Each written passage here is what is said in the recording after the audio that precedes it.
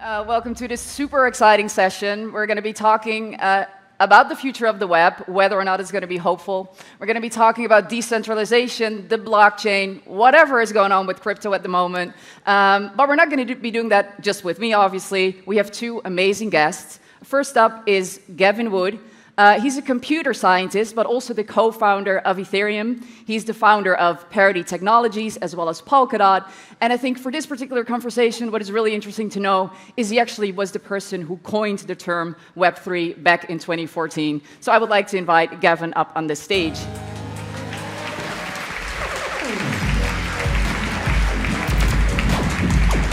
Thank you, Anu. Great. Well, before Kevin and I are going to have a conversation, because we're going to be doing things a bit differently, we're going to kick it off. We're going to make sure that everyone understands what Web3 actually is, what the difference is between Web 1, Web 2, and Web 3. But then Gavin and Edward are going to have a conversation, because our next guest is a man who needs no introduction. Probably the most famous whistleblower in the world, Edward Snowden, who is, of course, most well known for, in 2013, revealing that the American government and its intelligence agencies were spying on its citizens through mass surveillance, and we're super happy to have him here virtually as well. So Gavin, to start things off on this really hot stage, I think what's really interesting is your relationship with Edward Snowden. He likes to go by Ed, I've been told. Is actually something that goes back for quite a long while. And I think what's really interesting is when you did coin Web3, which was in 2014, you actually also described it as a post-Snowden web. So I think I was really interested to learn more about to what extent did the Snowden effect, if you will, or the revelations that he did, prompt you to rethink the web and what we need to do to better run it, basically? Yeah, I mean, I think it was a bit of a wake-up call to a lot of people, myself certainly included. The scale of surveillance and the compliance of the services that we sort of knew and oftentimes trusted was, I think, unprecedented and surprising.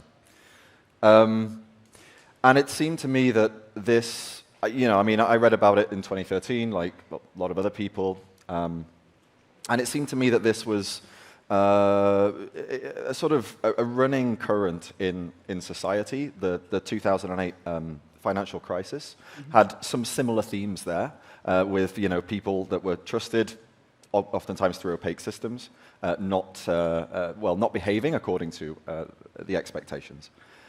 So in 2013, and specifically when I sort of got into Bitcoin and what comes to be known as blockchain, it was a little sort of, I guess a little Tetris piece sort of fell into shape, into place, and I figured that this was probably, an important technological innovation, something that can reduce the need to trust. And I figured that if we can generalize this to an application platform, then we have a shot at remedying some of these problems that Ed was so brave enough to point out. Yeah. And I think when we talk about Web3, we talk about a decentralized internet, we talk about a blockchain-based internet, but I think maybe good to go back to the start of the internet. We just had Tim Berners-Lee, creator of the web, but I think in a way it's also a bit similar to how Web 1 was. So maybe first explain a little bit more about Web 1 and what was so great about it, and then how Web 2 ruined it a little bit for us. Web 2 was, Web 1. This was like a decentralized information publishing system, right? Very novel for its time, like incredible innovation that essentially allowed anybody to make information known, to effectively, as the internet sort of rolled out across the world, make it known to sort of anyone else that sort of wanted to know it and had the wherewithal to find it, to be able to use a search engine or whatever. And this was, I think, a crucial application that really brought the internet into people's minds. And in fact, for a long while, the browser was the internet. People, I remember in the mid to late 90s, it's like, is it the web or what do we call this thing? It's like, oh no, there's email, so I guess is email the web as well? Yeah. Web 2 came along. Web 2 was like effectively, we're talking about turning this data, this information publication system, into a more general, like, service provision system, which allows service providers to create web pages that are effectively applications in and of themselves, generally, in almost all cases, having a back end that is controlled by the service providers. Very similar to how, you know, banks provide a service to their clients, and all of the actual banking stuff happens behind the walls of the bank. And all we get is like a sort of a counter, and we sort of say, we request, please, you know, transfer money from here to here, and the bank has to think about it. And if they're in a good mood, maybe they'll do it. Yeah. Okay, so I think that's probably what we need to know to start off your conversation with you and Edward. So Edward, I hope that you're here, and yeah, I will see you for the Q&A. Okay.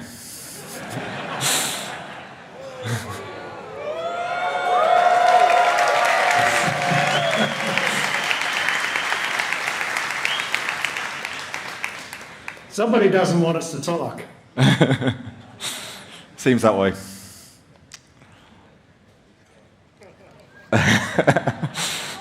Okay, I guess we're just not going to talk. I didn't hear the introduction, but hey, look, everybody's been waiting, so let's just do what we can. I don't know how long the connection is going to last. It's kind of a miracle that we could do this at all when you think about it. But what I was hoping that we would talk about today is where we have come to the internet as it exists today, how it's kind of been built around us. We all depend on it now. And nobody really asked you if you wanted it to be this way, but it's assumed that you agree to it. It's assumed that this represents your will, your desires, that you are okay with the direction that things are continuing in. From the time you buy a phone to the time you take it out of a box to the time you visit a website, you've got that click wrap agreement, that beautiful, gigantic 400-page block of legalese that none of us actually read, but you must agree to in order to use the device that you just paid for, right? It says click OK to continue. I agree. There is no next button, there is no skip button, you can't do that. And they say that's consent, they say that's agreement, but I think if we ask you right now, if you ask me, I didn't agree to this. This isn't what I wanted. These aren't rules that I think are fair, and yet alternative. Can you operate in modern society without a phone, running software from either Google or Apple? There's like 3 Linux guys in the audience that they're saying yes, but everybody else, the answer is no. All of the apps, all of the services, the way you get a cab today isn't by calling someone on the phone, it's by opening an app that doesn't really care what you want, what you agree to, how you want to use things. When we think about the financial system, the fact that the economy is melting down, the fact that interest rates are spiking up, we see inflation everywhere. It hasn't happened yet, but we're about to see layoffs. It's the same thing. There are systems that purport to be representing our will collectively. But we used to have this idea that there was sort of like a working class, a laboring class.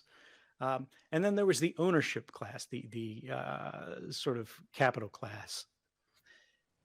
And what we see now is there is the ruling class and there's the collective underclass. And I think this is what is happening is we have seen a system that rules us more so than it represents us. Now, when we look at the origin of law of the blockchain, when we look at the origin of the internet, we were creating decentralized systems, or we were aiming to create decentralized systems where we had more of a stake, where we helped direct these systems, and we built them. If you wanted to publish something, you set up your own server, it was there. That was the read-only web, the sort of web 1.0 internet. Then we had a change in the internet where it changed in character from this cooperative, creative structure into something that was commercial and competitive, where you had industries and companies I want to say colonize this space, frankly, build their own silos, then invite people in with the idea that you owned this. You could get your own little website. You could get your own little corner of MySpace, right? When anybody used it. GeoCities, does anybody remember that? And you could not only read from the web, you could also write to it in your own small way. But you didn't own it. It was the appearance of ownership, which was distinct from the fact of ownership. In fact, these companies were saying they owned everything that you produced. You gave it freely to them. You provided a license when you clicked OK to continue. And so everything that went forward from there, you had no say in. Now, the cellular networks that we now connect to the internet from, instead of our home, lines or our own little modem or broadband connection that we had at home, the cellular network works in the same kind of way, where we have phone companies that are saying the records of your communications are not your private records. They're their private records. At one of the major sort of US phone companies, AT&T, is saving all your records going back to 1987. So if you were born after 1987, any call that you ever had on their network, they kept. Your movement records, your association with the cell phone towers, as you ride the bus, as you get in a car, as you travel, on vacation, as you go to work, as you go home to lay your head down at night. Those records, they say, are theirs. They're call detail records. They're location records. And they're selling these as a service to people around the world. Now, the finance companies, of course, have done the same thing. We are supposed to have fixed this with cryptocurrencies and made it more independent. But what we are seeing right now is that, in fact, this same financializing urge, this same centralizing urge is moving into the decentralized network space, and we are repeating past mistakes. We are returning to the origin of our problems that we sought out to fix. And I know I went long there, but I was just afraid that, we're not going to get any network connection at all. It looks like it's going okay now. So let me just shut up for a minute and return to you, Gavin, and say, have you felt this at all? Like this situation that we're in today, do you agree with how we got here? Do you think it's something different? And more than that, where is it leading? If the status quo is a network that is oriented for the interests of institutions over the interests of the public, and we continue in this direction, where are we going to end up? Yeah, so much to say. Many things that I'd like to sort of riposte there, but I think overall it's a crucial question to ask. The question is are people do we want this enough?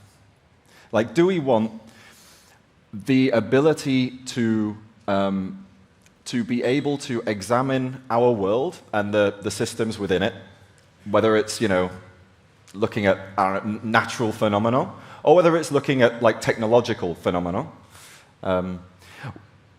Do we want the ability to examine it? Do we want the ability to know, to have reasonable certainty of how it will operate into the future? This is what the Enlightenment was about. It's the birthplace of science. It's we measure systems, we come up with theories, we test the theories, specifically to be able to predict the future, predict how the world will work. So we create these models.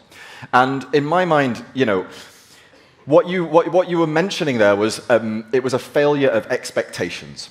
We expected the service providers not to be spying on us, not to be collecting our information and saving it for a rainy day. And it turns out those expectations were not met. So do we care enough that these expectations should actually be met? That's the first thing. And I'm not sure we do. I think it's an open question. On the optimistic side, we didn't care whether our connection with the websites that were serving us data were HTTPS, whether they're SSL secured, up until about 2013. And then quite speedily after 2013, suddenly we cared about it a fair amount, or at least we cared about it enough that the vast majority of websites and web services that we use switched over. So I think on the optimistic side we have that. The other question that I have in my mind, okay, if we don't care enough, will we eventually need it? And if we do eventually need it, for society not to become incredibly volatile, like the 2008 financial crisis, as that's a prime example of volatility due to a broken trust-based system, will we eventually realize that we need it before it's too late, before the volatility racks up to the point that there isn't much of a society left for us to save? Yeah, I think there's a problem here in when you talk about perception, when you talk about do we want this, does the average person perceive the threat? And I think when we talk about that pre-2013 moment, for anybody who doesn't remember this, we're talking about sort of the revelations of global mass surveillance, the idea that governments around the world were working in concert in a conspiracy, not against foreign enemies, but against the public, because they were afraid of public scandal if this was known. And in most countries, it was not legal at the time that it was sort of constructed around us. Did people know that all of your communications were being collected in this way, right? As Gavin mentions, there were specialists, there were academics, there were people who understood that technically this was possible. They could do it in a lab, the threats were there, the tools were known. But did the person riding the bus know?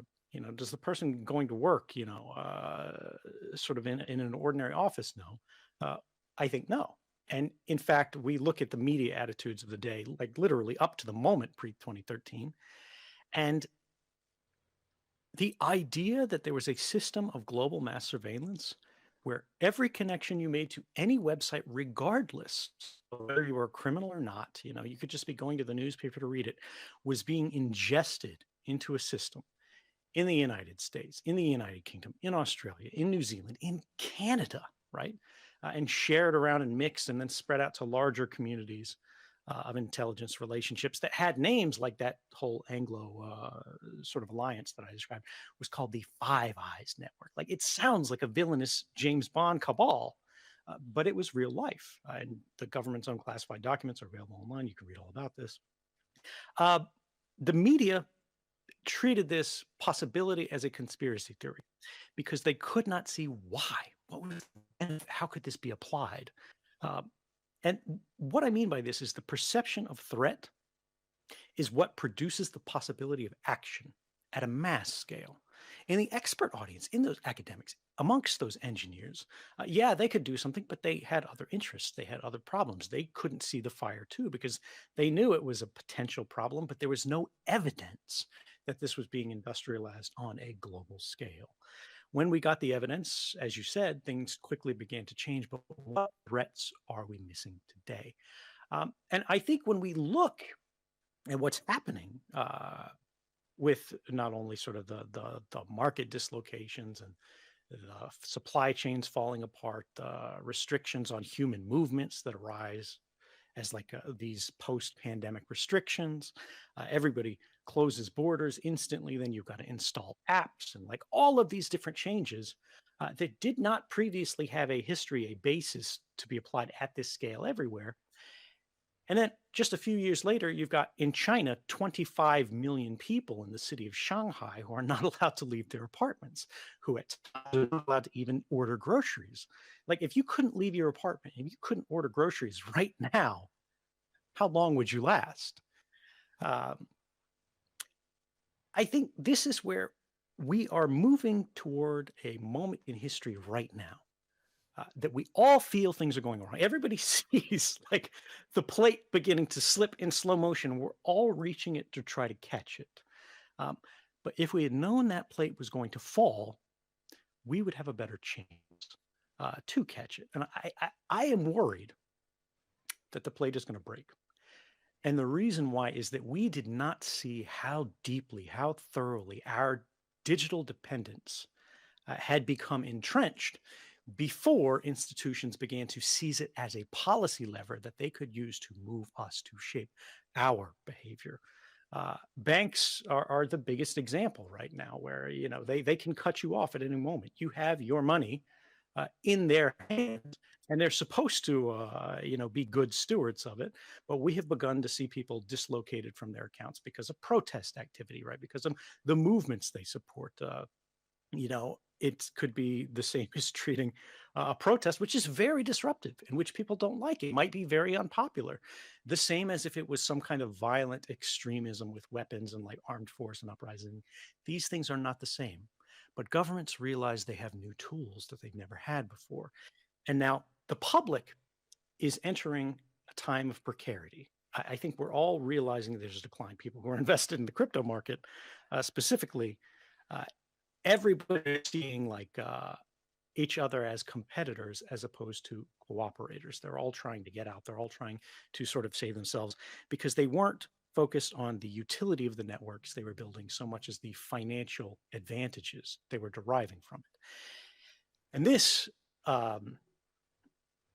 is really the danger of the current times, right? Those moments of precarity, when we move from a time of plenty where everybody has so much, where nobody really cares what's happening, you can sit at home, you can watch your shows, and no one's really going to bother you unless you do something incredibly, incredibly, incredibly extreme.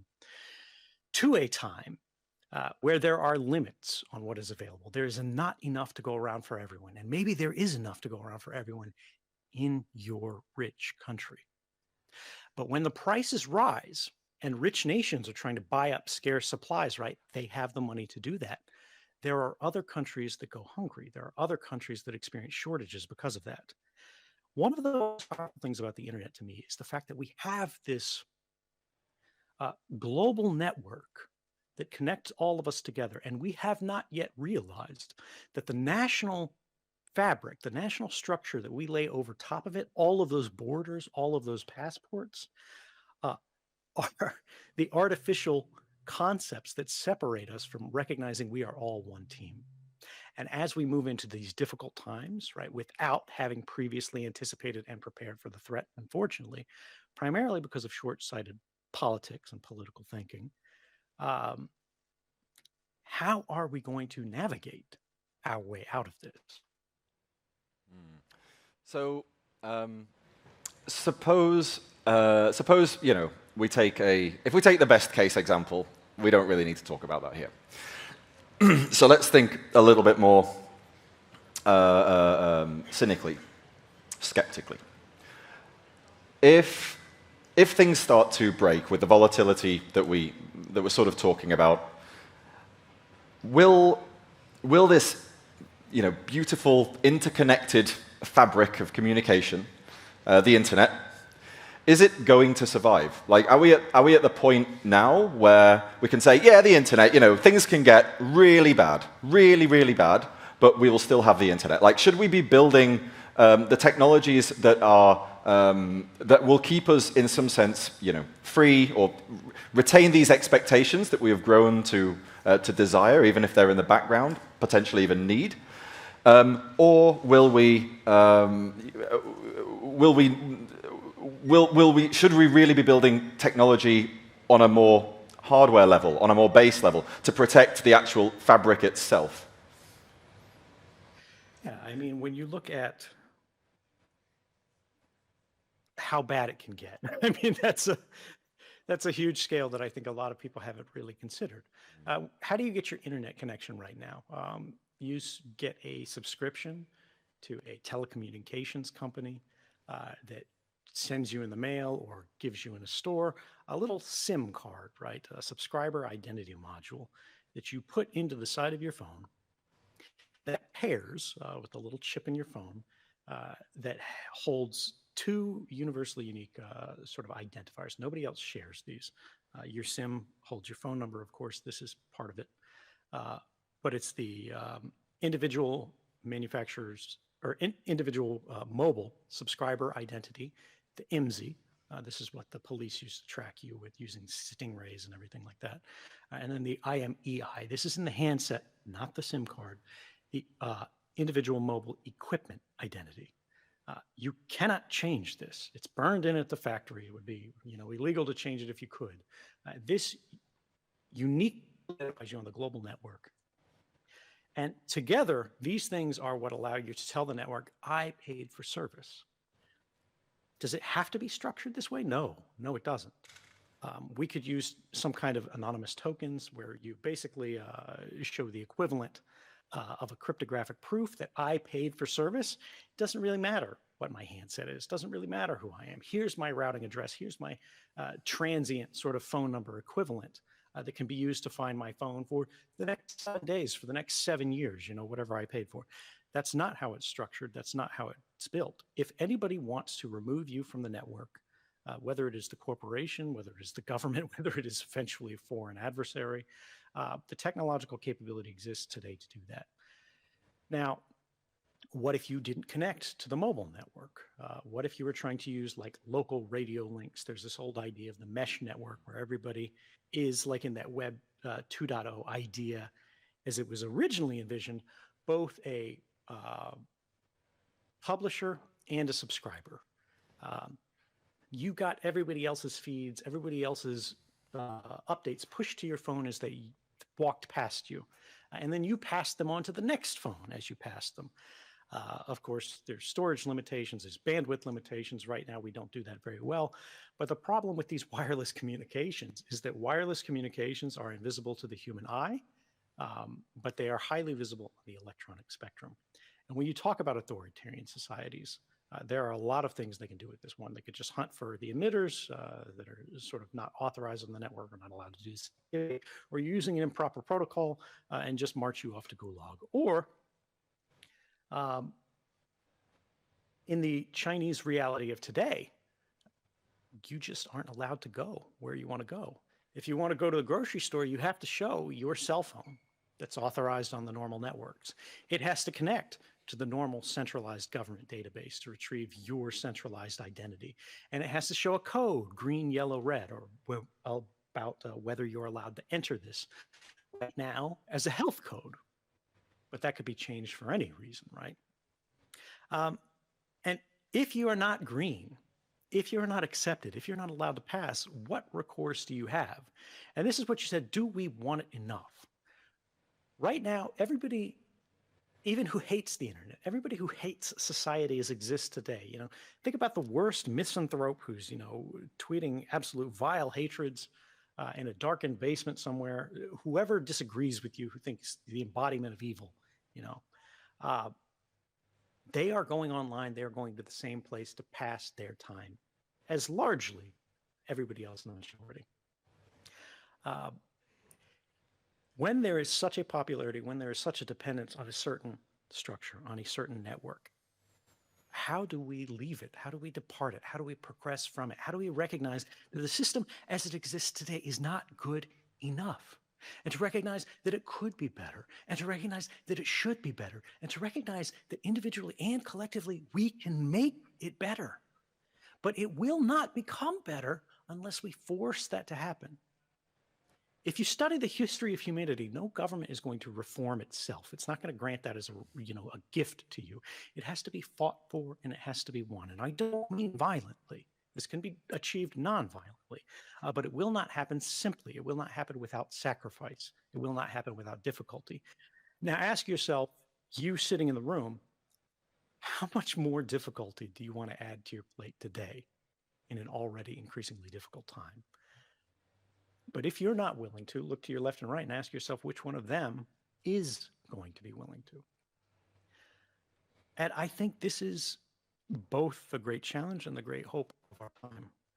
We have lived through one of the greatest periods of peace in history. We have a tremendous privilege because of that. We have great education. We have a wonderful sophistication. We have access to information and to each other that no one has had anywhere at any time. And we are being asked by history in this moment right now, what are we going to do with it? Indeed. I think we're coming towards the end of our sort of little conversational slot. I think when we're going to move to some questions from the audience / public, perhaps. I'm not sure if... am I going to get some questions? While they get their questions together, let me just get one to you, because we haven't gotten too much back and forth. Just when I talk about all of this, I mean, you understand this. I know you disagree on many points. but I know you also perceive the threat and the difficulty. What is the positive vision from here? You know, I talked about the fact, and I think you agree that things can be changed. We're not doomed to a dark future. What would it take to improve our situation, not just in our immediate moment, but enduringly as we look ahead, 30 years? I think awareness is the key thing. So, in my mind, a lot of the really big bad stuff was just basically can be explained with mass ignorance, sort of systemic ignorance. The desire to trust the person or people, organization, that tells us the stuff that we want to hear. Hey, don't you worry. You don't need to worry about this. It's all good. I got it covered. You just carry on, drinking the Kool-Aid. The system's going to look after you. And, sure enough, the system will look after you reasonably well for a period of time. But if the system is fundamentally broken because beneath its lovely, glistening exterior, it's pretty corrupt, then it's not going to look after you forever. And the longer it goes on, the worse it will be when it eventually fails, because it's just going to be building and building on top of this, really bad foundation of sand. So what we have to be, in my mind, clear, the thing that's going to rescue us is, in my mind, a degree of enlightened skepticism about the world around us. We need to examine the world around us. We need to have, the mind, if not of an out-and-out scientist, then at least, someone who's keen on looking and thinking about the systems with which they interact. And if we don't do that, if we take the lazy route, then we're kind of, it's almost like we deserve what we get, I fear that... you get the governments they deserve. Yeah, I mean, I wouldn't like to call into any specific examples, but in my 42 years on the Earth, it does seem to make a bit of sense, that particular phrase. I think we need to, there's a great book, a guy called Richard Feynman, physicist, Nobel laureate, and this is a guy that sort of leaded a very examined life. He looked at the world around him. He may not have been an expert in everything. He was an expert in a few things, but there was a desire to understand, even on a basic level. And I think this is a something that we should increasingly try to make just a part of our everyday lives, a part of how we interact with the world. I think if we do that, then we will start to think, hey, hold on, is the banks, they're a great punchbag for this sort of thing, right? Do the banks really have my interest at heart? What's in it for the bank to actually give me the service that I want? Or more importantly, if they don't provide me with the expectations I have, if they don't honor them, then are they going to get harmed? Is there some reason why I should be able to expect that this is the case? And I think a lot of the time with these systems that we use, the ones that you sort of mentioned at the beginning, there really isn't that much credible rationale, any really good reason why these systems should work. Is there any reason why Facebook should keep on providing the service that we expect with privacy that we maybe don't expect so much anymore, but we still expect a bit. If you read their sort of privacy statement, it's pretty good reading. It's like, we take it very seriously. It's the same taking it very seriously that British Airways did with your credit cards right before they lost all of the information.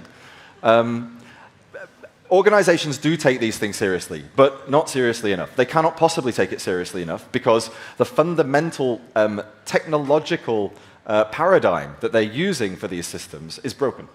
It's based upon the notion that if you have a honeypot and you have a single trusted service provider, that they stand a chance of providing the service that you expect with no mistakes. And the reality is that they don't.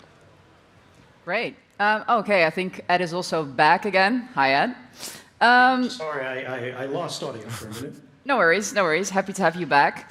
I think one topic that we haven't really covered also, of course, was a bit chaotic, but is the crypto crash of this week. And I guess maybe to start with Gavin, what do you make of it? You are, of course, one of the biggest advocates of the blockchain, of crypto.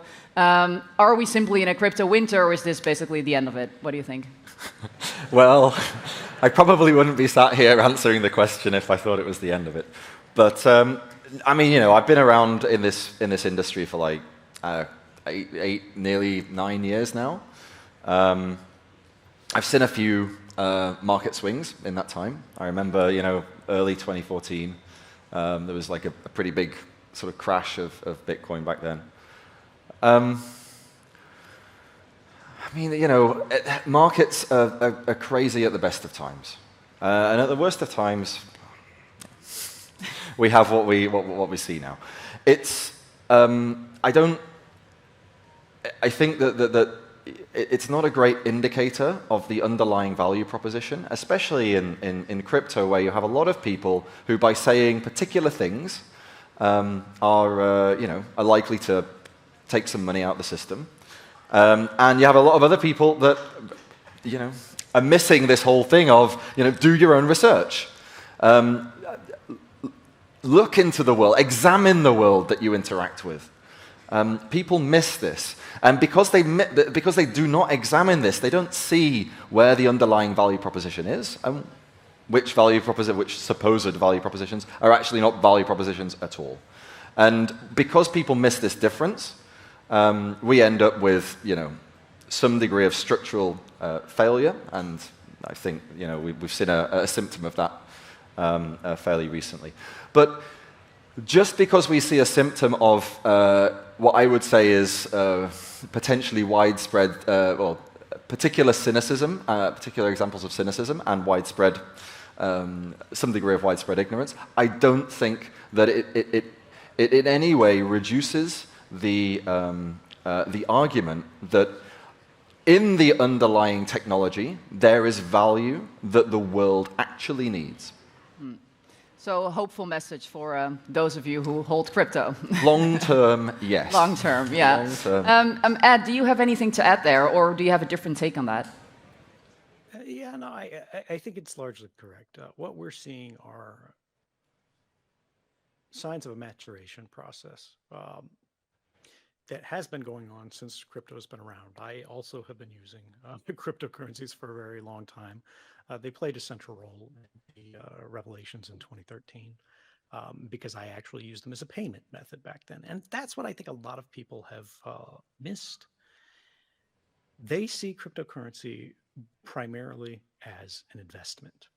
And I really think that is the wrong frame to view it through. That has driven a lot of manias. It's drawn a lot of sort of emotional decision making. And everybody's talking about, getting rich, things going to the moon. How is that going to happen if no one is actually using these things functionally? And they work well. They work better every year for the purposes they're actually intended for. And this is one of the nice things about these crypto winter periods, is a lot of these gigantic institutions that are, collecting money from these different groups and venture capital firms and making loans, and then they're rehypothecating consumer investments in a really scummy way. Is the scamminess gets washed out, and the only people that remain are the people that are actually either using these networks functionally, and so because it still works, whether the price is $60,000 or whether the price is $6, they continue to use it. Or the people who are there for the long term, either to create and to build, or because they're just true believers, whatever. And it's sort of like a forest fire. When the ground has been cleared, things will grow again. It's uncomfortable and it's difficult, and unfortunately, it feels a little more necessary than it should, because we should know better. But humanity has, I think, difficulty when it comes to learning from history. We tend to continuously repeat the same mistakes, and it's painful and difficult for us to move beyond them. One more thing that I will get into on here is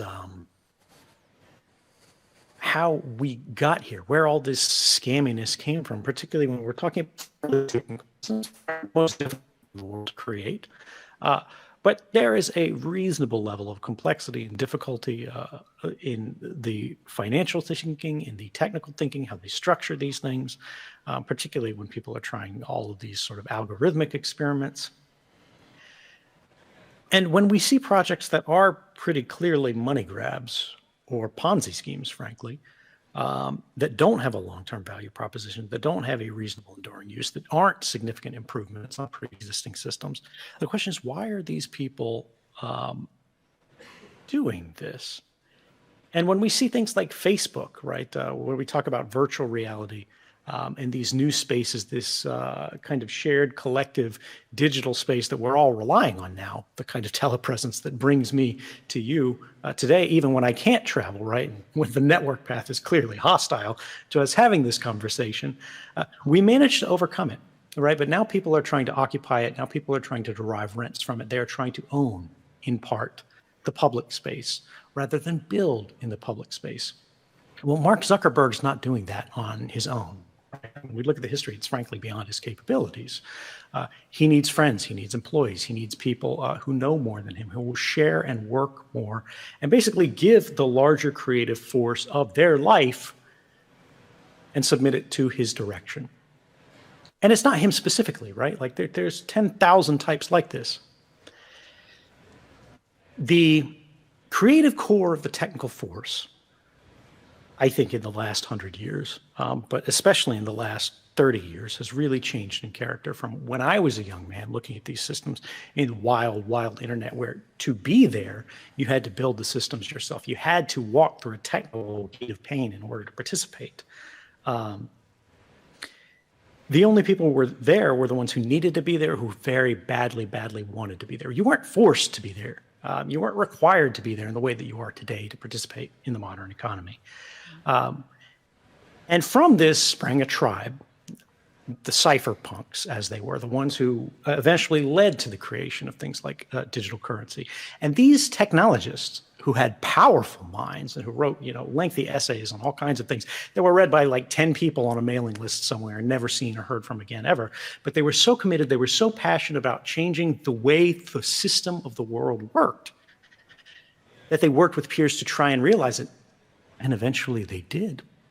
What happened to them, right? And I think what we've seen is that change of culture where the technical tribe that wants to find itself in opposition to the institutions as they exist today have now submitted themselves to working for a paycheck or whatever, an equity stake, to become tools, instruments of the institutions. We have to ask ourselves how and why that happened. Why that's so attractive, why it's so recurrent, why we see so many different people from so many different origins with so many systems of belief are doing this. In Silicon Valley, you see all kinds of stories about like there's a staff sort of resistance against Google or something like that. But Google continues, and where do these people go? Who are the other 99% of people who continue working for Google? And where will we move forward from this? We need people to recognize that these systems do not exist without their participation, particularly those who are specialists, right? There are the users, and then there are the people who construct the systems around the users. And if you are in the latter camp, and you are amoral, and you are mercenary, right? And I'm not saying immoral here. I'm saying amoral. You simply don't care about the kind of systems that will affect the entire world. I want you to just take a moment and think of what that world that you also must live in is going to look like 5 years down the road, 10 years down the road, when you too have to start showing, your green and yellow and red code from software that you made yourself. Yeah. Okay, we have a few more seconds, so maybe a very, very short answer. But I think to connect what you just said, I think it's really interesting that we haven't really talked about one really important thing, which is convenience, right? So all of the things that we're talking about, people giving away their data, big companies taking ownership of that data, also has to do with just the fact that it's convenient, and people want to use convenient tools. And potentially I would be able to set up my own email server, if I wanted to, but I don't because it's too much work, it's too much effort. So I think for the both of you, how do you, I'm going to start with Gavin, how do you also stay hopeful, because you seem like optimistic people, the two of you, hopeful that people at some point are going to get that, or will drop that at some point for the greater good? I think when you're building new technology, there's a certain order to things. And when you're building foundational technology, the order is pretty important. The first thing that you need to do is make sure that it's safe and secure, right? If the technology isn't safe and secure, then you're already lost. The second thing that you need to do is you need to make it functional, right? So it has to actually do something that's useful for people. People actually need to want to use it for a job that they need sorting. The third thing that you need to do is you need to make it joyous and convenient, right? That's the last thing. It is a thing that you need to do, but it's the last thing that you need to do. And it's very important that you don't do it before the other two, right? If you do it before it's functional, then you're going to just get a lot of people, they'll try it out, they'll think, oh yeah, I had a great fun using it, but I don't need to use it, so they go away again. And if you do it before the first one, then you will lose all confidence once the first major security or safety incident happens.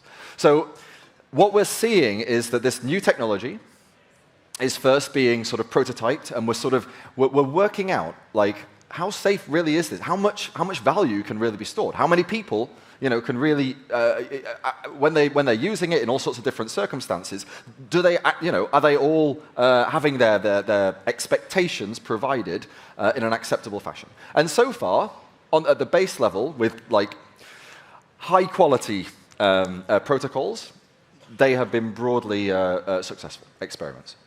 The second thing is functionality. Now, the functionality, this is quite a plethora of things, one of which is scalability, can enough people use it? Is it still useful when there's 1 million people using it or 1 billion people using it, rather than just 1,000 people using it? But another thing is, does it actually do anything useful in society, or is it just a toy? Is it something for technologists to play with? Now, it is my heartfelt belief that it does do something really crucially useful in effectively commoditizing away the need to trust. Gavin, I am so sorry. Listen, that's what happens when you get passionate. You could just keep going all day long. But y'all, can you please give it up for Gavin, Ed, and Anouk? Yes, take your stage, take your bow. Ed, it was so nice meeting you as well, sir.